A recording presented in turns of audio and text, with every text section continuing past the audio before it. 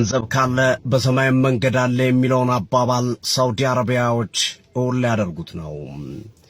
ከ9 ዓመታት በኋላ የሚከናወነውን የ2034ቱን የዓለም ዋንጫ እንዲያስተናግዱ ፊፋ የፈቀደላቸው ሳውዲ አረቢያዎች አየር ላይ ስታዲየም ለመገንባት ዝግጁ መሆናቸውን ይፋ አድርገዋል።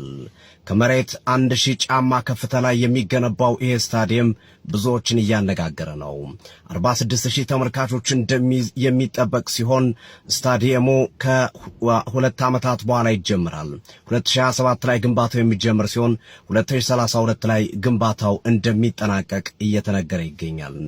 46000 ተመልካቾችን የሚይዘው ይሄ ስታዲየምም እጅግ ቅንጡና እጅግ በርካታ ዘመናዊ ቴክኖሎጂዎች የሚገጠሙበት እንደሚሆን ይጠበቃል።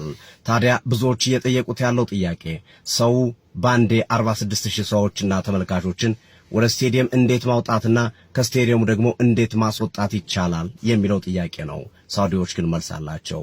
ተሽከርካሪ ረጅም ባቡር ስቴዲየሙ መግቢያ ድረስ በየበሩ መቆም የሚችል ባቡር አሊያም ደግሞ በትልልቅ መኪናዎች በባሶች መንገድ ሊሰራ የሚችል ትልልቅ ሊፍቶችን እናረግበታለን፣ እሱ አያሳስባችሁ የሚል ሐሳባቸውን እያስቀመጡ ይገኛሉ። ሳውዲ አረቢያ በታሪክ ለመጀመሪያ ጊዜ አየር ላይ ስታዲየም በመገንባት ዓለምን ለማስገረም ተዘጋጅታለች። ዲዛይኑ ተጠናቆ ዲዛይኑ ይፋ ተደርጓል። የተለያዩ አስተያየቶችም እየተሰጠበት ይገኛል። እናንተስ ምን ትላላችሁ? ይህ ሐሳብ የሚሳካ ይመስላችኋል?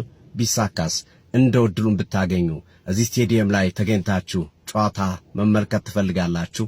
እስኪ ሐሳብ ስጡበት። የፕላስ ምልክቱን በመጫን ፎሎ ያርጉ። ይህ ትርታ ሲዲ ስፖርት ነው። ይመቻል።